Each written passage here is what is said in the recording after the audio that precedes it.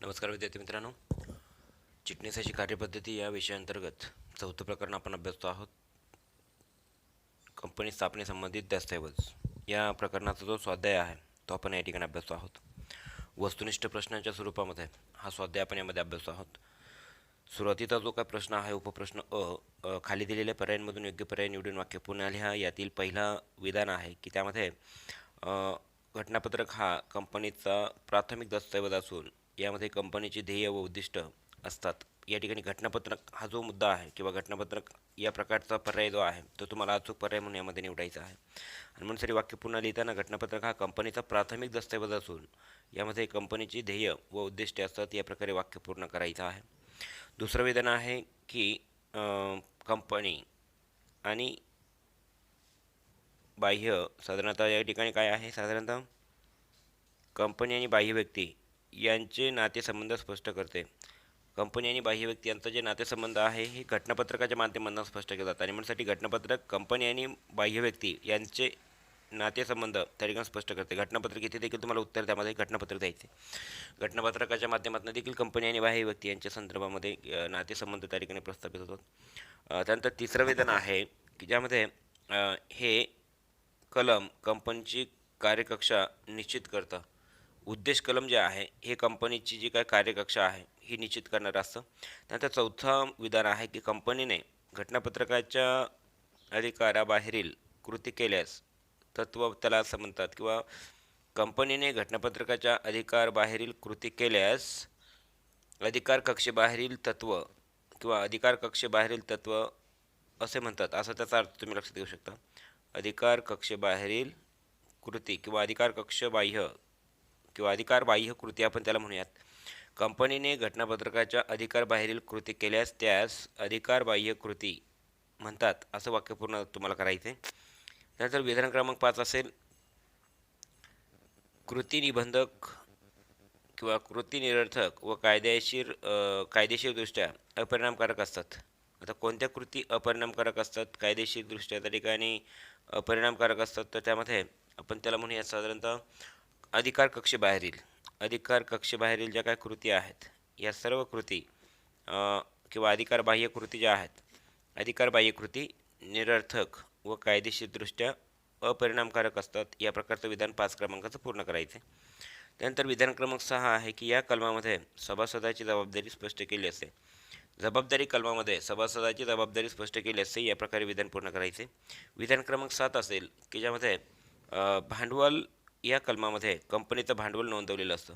भांडवल या कलमामध्ये कंपनीचं भांडवल नोंदवलेलं असतं, या प्रकारे विधान क्रमांक 7 पूर्ण करायचं आहे. विधान क्रमांक 8 असेल, कंपनीच्या अंतर्गत व्यवस्थापनाचे नियम हे नियमावलीमध्ये असतात. आणि म्हणून नियमावली हा जो अचूक पर्याय आहे हा या ठिकाणी तुम्हाला लिहायचा आणि वाक्य पूर्ण करायचे. त्यानंतर विधान क्रमांक 9 असेल, नियमावलीत कंपनी व बाह्य व्यक्ती, आपण या ठिकाणी जर म्हटलं नियमावलीत बाह्य व्यक्ती म्हणण्यापेक्षा सभासद म्हणण्यात पडतं. नियमावलीत कंपनी व सभासद यांचे नातेसंबंध स्पष्ट होतात. नियमावलीत कंपनी व सभासद यांचे नातेसंबंध स्पष्ट होतात, या प्रकारे विधान क्रमांक 9 पूर्ण करायचे. विधान क्रमांक 10 असेल, माहितीपत्रक हे कंपनीने जनतेस भाग खरेदी करण्यासाठी केलेलं आवाहन होय. माहितीपत्रक हे काय आहे, कंपनीने जनतेस भाग खरेदी करण्यासाठी केलेलं आवाहन, या प्रकारे माहितीपत्रक या प्रकारचा अचूक पर्यायामध्ये निवडायचे. पर्याय क्रमांक असेल 11 किंवा विधान क्रमांक असेल 11, एका वर्षाचा कालावधीमध्ये एकाधिक भाग विक्रीसाठी बहुविध शेल्फ, आपण त्याला म्हणूयात बहुविध माहितीपत्रक त्या ठिकाणी तयार केलं जातं. बहुविध कंसात शेल्फ म्हटलं यामध्ये, म्हणजे एका वर्षाच्या कालावधीमध्ये एकाधिक भाग विक्री, एका वर्षाच्या कालावधीमध्ये जर एकापेक्षा अधिक वेळेला जर भागांची विक्री करायची असेल तर अशा वेळेला बहुविध माहितीपत्रक हे त्या ठिकाणी तयार केलं जातं. आणि विधान क्रमांक 12 असेल की अपुरे माहितीपत्रक हे अपूर्ण माहितीपत्रक असते, त्यालाच रेड हेरिंग या प्रकारचं माहितीपत्रक म्हणून आपण लक्षात घेऊ शकता. तर अशा पद्धतीने प्रश्न क्रमांक 1 मधील उपप्रश्न जो आहे हा या ठिकाणी आपण अभ्यासला की खाली दिलेल्या पर्यायांमधून योग्य पर्याय निवडून वाक्य पुन्हा लिहावं. तुम्हाला वाक्य विधान पूर्ण करायचं आहे. पर्याय तुम्हाला निवडून विधान पूर्णतः यामध्ये लिहायचं आहे, नमूद करायचं. इथपर्यंत ठीक आहे. त्यानंतर विधान क्रमांक असेल 2. आता विधान क्रमांक किंवा उपप्रश्न असणार आहे ब, तो असेल या पद्धतीने. विधान क्रमांक ब आहे, जोड्या जुळवा. त्यातील गट अ आणि गट ब या प्रकारच्या जोड्या तुम्हाला यामध्ये लक्षात घ्यायच्या आहेत. गट अ साठी ज्या योग्य पर्याय आहेत त्या पर्यायांचं त्या ठिकाणी तुम्हाला ब गटातून त्यामध्ये निवड करायची आहे. तर यामध्ये गट अ मधील अ जो पर्याय आहे भांडवल कलम यासाठीचा जो काय अचूक पर्याय आहे की कंपनीच्या भांडवल संरचनेचा तपशील जो आहे तो या ठिकाणी आपण यामध्ये नमूद केला असतो. आणि म्हणून भांडवल कलम जो आहे की कंपनीच्या भांडवल संरचनेमध्ये असलेला तपशील किंवा भांडवल संरचनेचा तपशील हे यासाठी अचूक पर्याय असणार आहे. म्हणजे पर्याय क्रमांक अ साठी ब गटातील पर्याय क्रमांक 1 हा या ठिकाणी अचूक पर्याय असणार आहे.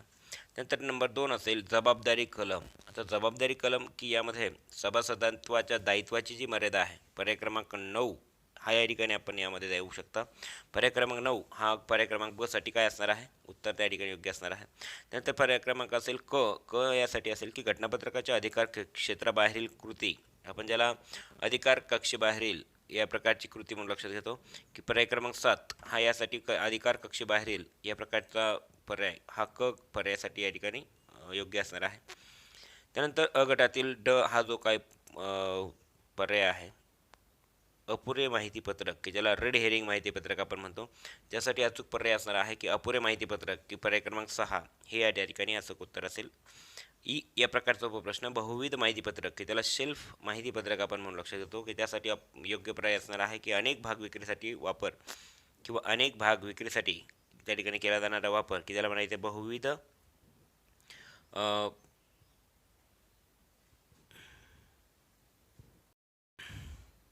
यानंतरचा उपप्रश्न आपण अभ्यासतो आहोत की खालील प्रत्येक विधानासाठी एक शब्द किंवा शब्दसमूह किंवा संज्ञा लिहा. यातील पहिलं विधान आहे की कंपनीचा प्राथमिक दस्तऐवज ज्यामध्ये कंपनीची ध्येय आणि उद्दिष्ट विहित असतात असा प्राथमिक दस्तऐवज की ज्याला आपण घटनापत्रक म्हणून लक्षात घेऊ शकता. घटनापत्रक हे यासाठी एक संज्ञा म्हणून तुम्हाला सुचवायची आहे. विधान क्रमांक 2 आहे की या दस्तऐवजामध्ये कंपनी व त्रयस्थ यांच्यातील संबंध स्पष्ट केले असतात. याचंही उदाहरण तुम्हाला यामध्ये याचंही जे काही संज्ञा आहे ही घटनापत्रक म्हणून यामध्ये नमूद करायची आहे. तिसरं विधान आहे की कंपनीची कार्यकक्षा ठरवणारा दस्तऐवज की त्यालाच तुम्हाला घटनापत्रक म्हणून लक्षात घ्यायचे. घटनापत्रकाच्या माध्यमातूनच कंपनीची जी काय कार्यकक्षा आहे ती त्या ठिकाणी ठरवली जाते. विधान असेल 4 की ज्या दस्तऐवजामध्ये नाव कलम स्थान कलम भांडवल कलम या सर्वांचा समावेश असतो अशा कलमाला त्या ठिकाणी तुम्हाला साधारणतः अशा कलमाला एक घटनापत्रक अशा प्रकारचं जे काय दस्तऐवज त्याला आपण घटनापत्रक म्हणतो. ज्या दस्तऐवजामध्ये नाव कलम स्थान कलम भांडवल कलम या इत्यादी असतात असं जे दस्तऐवज त्याला घटनापत्रक म्हणून लक्षात घ्यायचे. त्यानंतर 5वं क्रमांक असेल विधान की असा दस्तऐवज जो घटनापत्रकाच्या अधीन आहे. नियमावली ही घटनापत्रकाच्या अधीन असते आणि म्हणून घटनापत्रकाच्या अधीन असणारा दस्तऐवज की ज्याला त्याला नियमावली म्हणून लक्षात घ्यायचे. ज्या दस्तऐवजामध्ये कंपनीच्या अंतर्गत व्यवस्थापनाचे नियम व तरतुदी असतात अशा दस्तऐवजाला तुम्ही नियमावली म्हणून लक्षात घेता. विधान क्रमांक 7 की घटनापत्रकाच्या व्याप्तीबाहेरील कार्य केल्यास वापरली जाणारी संज्ञा की त्याला आपण म्हणतो अधिकार कक्षेबाहेरील कृती याप्रमाणे. त्यानंतर विधान क्रमांक असेल 8 असे कलम की ज्यामध्ये कंपनीच्या मुख्य उद्दिष्टांचं वर्णन केलं असतं अशा कलमाला तुम्ही उद्दिष्ट कलम किंवा उद्देश कलम म्हणून लक्षात घेऊ शकता. त्यानंतर विधान क्रमांक 9 असेल की असं कलम की जी कंपनीच्या अधिकृत भांडवलाची किंवा नोंदणीकृत भांडवलाची माहिती देतं. असं कलम की जे कंपनीच्या अधिकृत भांडवलाची माहिती देतं अशा कलमाला भांडवल कलम म्हणून आपण लक्षात घेतो. असं कलम की जे सभासदांच्या जबाबदारीचं वर्णन करतं त्या कलमाला जबाबदारी कलम म्हणून लक्षात घ्यायचे. विधान क्रमांक 11 असेल की घटनापत्रकातील शेवटचं कलम की ज्यामध्ये घटनापत्रकावर सह्या करणाऱ्या सभासदांचं नाव स्वाक्षरी व इतर माहिती त्या ठिकाणी असते अशा प्रकारच्या कलमाला आपण संघटन कलम म्हणून लक्षात घेतो. सोबतच कंपनी आणि सभासद यामधील संबंध दर्शवणारा तो काय दस्तऐवज आहे त्याला आपण नियमावली म्हणून लक्षात घेतो. असा दस्तऐवज की ज्याद्वारे सार्वजनिक कंपनी भाग खरेदी करण्यासाठी आवाहन करते अशा दस्तऐवजाला माहितीपत्रक म्हणून आपण लक्षात घ्यायचे. त्यानंतर प्रत्येक भाग मागणी अर्जासोबत दिलेलं जाणारं माहितीपत्रक की त्याला आपण म्हणतो बहुविध किंवा संक्षिप्त माहितीपत्रक आपण त्याला म्हणूयात. की प्रत्येक भाग मागणी अर्जासोबत दिलं जाणारं जे काय माहितीपत्रक आहे ज्याला संक्षिप्त माहितीपत्रक म्हणतो आपण की जे सार्वजनिक कंपनीकडूनच फक्त वितरित केलं जातं. त्यानंतर एका वर्षामध्ये एकापेक्षा जास्त वेळा होणाऱ्या भाग विक्रीसाठी वापरलं जाणारं जे माहितीपत्रक आहे त्याला आपण बहुविध किंवा शेल्फ माहितीपत्रक म्हणून लक्षात घेतो. त्यानंतर हे अपूर्ण माहितीपत्रक असतं. कोणतं अपूर्ण माहितीपत्रक असतं की ज्याला अपूर्ण माहितीपत्रक किंवा रेड हेरिंग म्हणून ओळखलं जातं. आणि सर्वात शेवटचं विधान आहे की ज्यामध्ये असं माहितीपत्रक की ज्यामध्ये भागांची संख्या किंवा भाग वाटप किंमत यांची माहिती त्यामध्ये दिलेली नसते अशा माहितीपत्रकाला तुम्हाला यामध्ये अपूर्ण माहितीपत्रक किंवा रेड हेरिंग माहितीपत्रक म्हणायची लक्षात घ्यायचे. म्हणजे अशा पद्धतीने प्रश्न क्रमांक जो असेल क उपप्रश्न तो आपण यामध्ये अभ्यासलेला आहे. त्यानंतर आपण आता पुढचा जो काय उपप्रश्न आहे तो अभ्यासतो आहोत प्रश्न क्रमांक ड. प्रश्न क्रमांक ड असणार आहे की खाली विधाने किंवा खालील विधाने बरोबर की चूक ती लिहा. त्यातील पहिलं विधान आहे घटनापत्रक व नियमावली हे कंपनी नोंदणीच्या वेळेला तयार केले जातात. हे विधान काय आहे? बरोबर असणार आहे. विधान क्रमांक 2 आहे की घटनापत्रक कंपनीचे स्वरूप व वैशिष्ट्ये स्पष्ट घटनापत्रकामध्ये कंपनीचे स्वरूप व वैशिष्ट्ये स्पष्ट केले असतात. हे विधान देखील बरोबर आहे. नंतर कंपनी व सभासद यामधील संबंध घटनापत्रकामुळे स्पष्ट होतो. या विधानाला आपण काय म्हणूयात की साधारणतः चूक म्हणूयात की हे तिसरं जे काय विधान आहे हे चुकीचं आहे की कंपनी व सभासद यामधील संबंध घटनापत्रकामुळे स्पष्ट होतात असं नाही आहे, तर नियमावलीमुळे स्पष्ट होतात. या ठिकाणी अचूक उत्तर असणार आहे. आणि मग साठी विधान क्रमांक 3 हे चुकीचं असेल. त्यानंतर विधान क्रमांक 4 की घटनापत्रकाचे अधिकार कक्षेबाहेरील कृती म्हणजे अधिकार बाह्य कृती होय की हे विधान देखील बरोबर आहे. नियमावलीत घटनापत्रकाशी विसंगत असणाऱ्या तरतुदी नियम असू शकतात. या ठिकाणी हे विधान देखील त्या ठिकाणी काय असेल? चुकीचं असेल, कारण नियमावलीमध्ये घटनापत्रकाशी विसंगत असणाऱ्या तरतुदी असू शकतात. हे चुकीचं आहे. त्यासोबतच विधान क्रमांक 6 असेल घटनापत्रकात जबाबदारी कलमाची गरज नाही. हे देखील विधान चुकीचं आहे. कंपनीची नियमावली घटनापत्रकास पूरक असते. ही विधान त्या ठिकाणी बरोबर आहे. त्यानंतर विधान क्रमांक 8 असेल की कंपनीच्या अंतर्गत व्यवस्थापनासाठीच्या नियमांचा समावेश घटनापत्रकामध्ये असतो. हे विधान चुकीचं आहे. याचा समावेश कशामध्ये असतो? नियमावलीमध्ये असतो. विधान क्रमांक असेल 9 घटनापत्रकावर सही करणाऱ्या प्रत्येक सभासदाला नियमावलीवरही सही करावी लागते. हे जे विधान आहे विधान क्रमांक 9 हे देखील बरोबर आहे. त्यानंतर विधान क्रमांक 10 असेल तटबंदी नियमावलीमध्ये सहज बदल करता येत नाही. जर नियमावलीमध्ये जर बदल करायचा असेल तर नियमावलीमध्ये सहजरित्या बदल करता येत नाही. हे देखील विधान बरोबर आहे. साधारणतः खाजगी कंपनी माहितीपत्रक प्रसिद्ध करू शकते. तर हे विधान चुकीचं आहे की फक्त सार्वजनिक कंपनीलाच माहितीपत्रक प्रसिद्ध करून भागांची विक्री सार्वजनिकरित्या करता येऊ शकते. विधान क्रमांक 12 असेल की फक्त सार्वजनिक कंपनी माहितीपत्रक प्रसिद्ध करू शकते. हे विधान देखील त्या ठिकाणी बरोबर आहे. विधान क्रमांक 13 असेल माहितीपत्रक नोंदणी अधिकाऱ्याकडे सादर केल्यापासून 1 वर्षात जनतेसाठी प्रसिद्ध केले जाते किंवा केले पाहिजे. हे विधान देखील या ठिकाणी चुकीचं आहे. साधारणतः 14 क्रमांकाचं विधान आहे की माहितीपत्रकातील चुकीच्या विधानाबद्दल कंपनी किंवा अधिकारी यांच्याविरुद्ध कारवाई केली जाऊ शकते. तर या प्रकारचं विधान देखील बरोबर आहे. विधान क्रमांक 15 असेल की प्रत्येक कंपनी दरवेळी जनतेस भाग वितरित करताना बहुविध माहितीपत्रक प्रसिद्ध करते. हे विधान चुकीचं आहे. नंतर विधान क्रमांक असेल 16 कंपनी किती किमतीला भाग विकणार आहे याचा तपशील अपुरे रेड हेरिंग आपण ज्याला माहितीपत्रकामध्ये म्हणत अपुरा माहितीपत्रकात समाविष्ट केला जात नाही. कंपनी किती किमतीला भाग विकणार आहे याचा तपशील अपुरे माहितीपत्रकात समाविष्ट केला जात नाही. हे देखील विधान त्या ठिकाणी बरोबर आहे. आणि हक्काभागांच्या वेळी लेटर ऑफ ऑफर दिलं जातं. हे देखील विधान काय आहे? बरोबर आहे. तर अशा पद्धतीने या सर्व प्रकारचा जो पहिला प्रश्न आहे त्यातील ड जो काही उपप्रश्न आहे तो आपण यामध्ये सोडवलेला आहे. यानंतरचा प्रश्न असणार आहे प्रश्न क्रमांक 1 मधील ई हा उपप्रश्न आपण अभ्यासतो आहोत की गटात न बसणारा शब्द शोधा. यामध्ये नाव कलम संचालक मंडळाचे अधिकार उद्दिष्ट कलम. आता यामध्ये संचालक मंडळाचे अधिकार हा या ठिकाणी गटातनं बसणारा शब्द आहे. त्यानंतर भागधारकाचे अधिकार संचालकाची नेमणूक व मानधन आणि जबाबदारी कलम. यामध्ये जबाबदारी कलम हा देखील गटातनं बसणारा शब्द आहे. आणि बहुविध माहितीपत्रक संक्षिप्त माहितीपत्रक आणि नियमावली यातील आपण विचार केला तर नियमावली हा गटातनं बसणारा शब्द आहे. या प्रकारे ड हा ई या प्रकारचा उपप्रश्न आपण अभ्यासला. त्यानंतर फ या प्रकारचा उपप्रश्न आहे की खालील विधाने पूर्ण करा.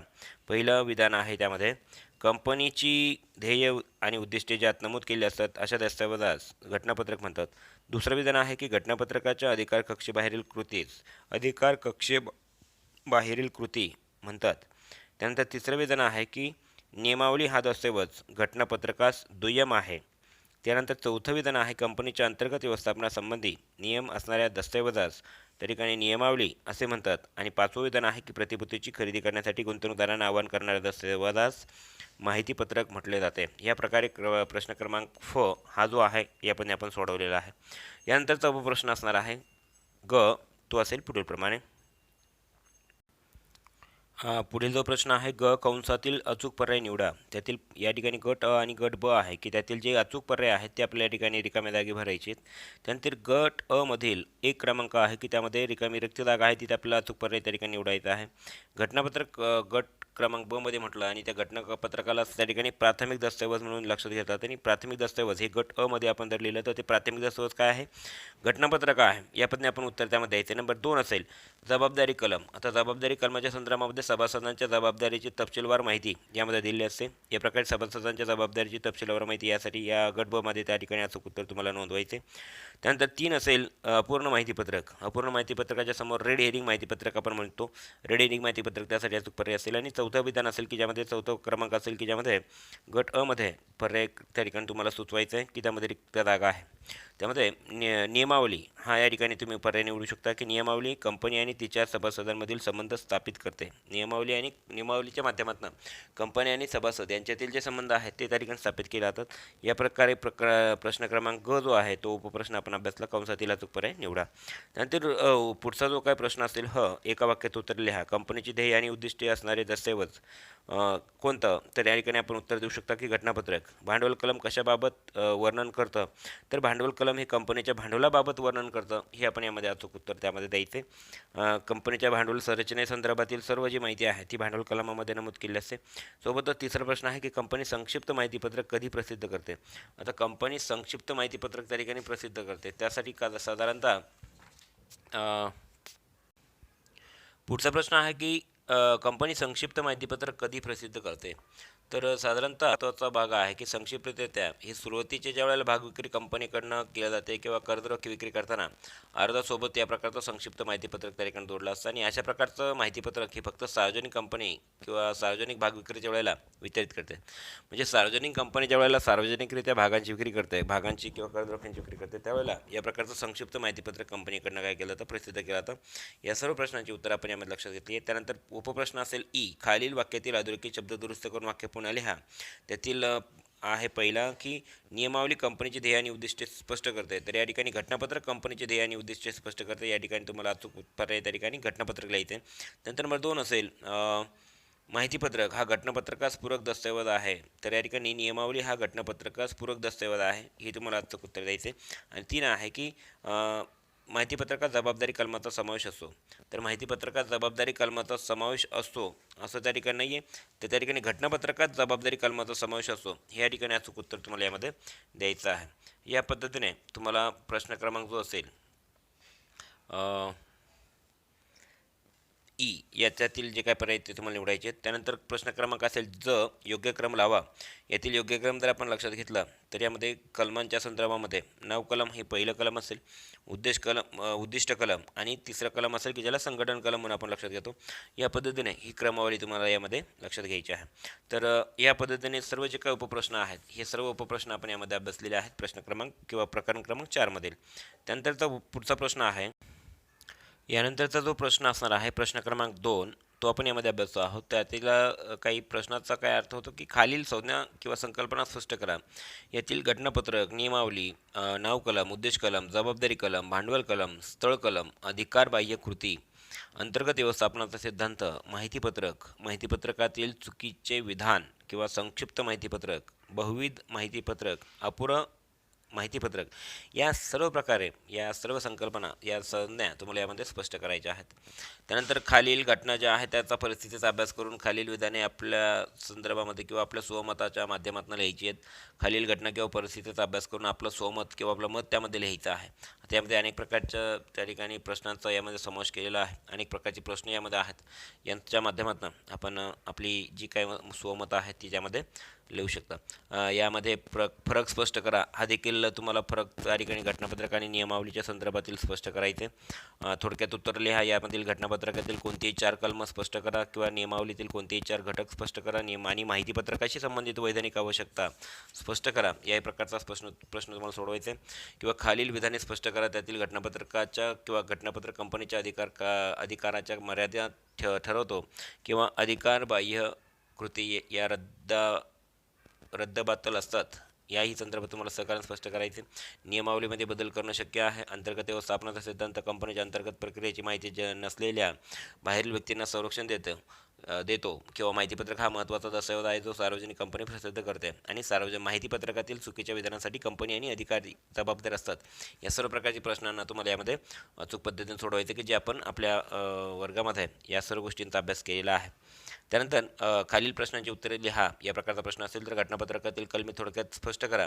घटनापत्रकाची व्याख्या सांगून वैशिष्ट्ये स्पष्ट करा किंवा नियमावली म्हणजे काय, नियमावलीतील तपशील थोडक्यात स्पष्ट करा आणि माहितीपत्रकाची व्याख्या लिहा व त्यातील समाविष्ट बाबी स्पष्ट करा. या सर्व प्रश्नांचे अचूक उत्तर तुम्हाला यामध्ये लिहायची आहेत, द्यायची आहेत की जेणेकरून या सर्व प्रश्नांचे उत्तर तुम्हाला यामध्ये शिकवल्या पद्धतीने तुम्हाला योग्य पद्धतीने द्यायचे आहेत की जेणेकरून तुम्हाला हे प्रकरण अधिक चांगल्या पद्धतीने समजू शकेल. तर या अनुषंगाने आपण सर्व शिकवलेल्या पाठ्यपुस्तकातील 5च्या अभ्यासक्रमांतर्गत या प्रकारची प्रश्नांची उत्तरं आपण यामध्ये शोधली आहेत. निश्चितपणे प्रकरण तुम्हाला यापैकी समजलं असेल. पुढील लेक्चरमध्ये आपण प्रकरण क्रमांक 5 आपण या ठिकाणी अभ्यासणार आहोत की कंपनीचे सभासद. तोपर्यंत धन्यवाद.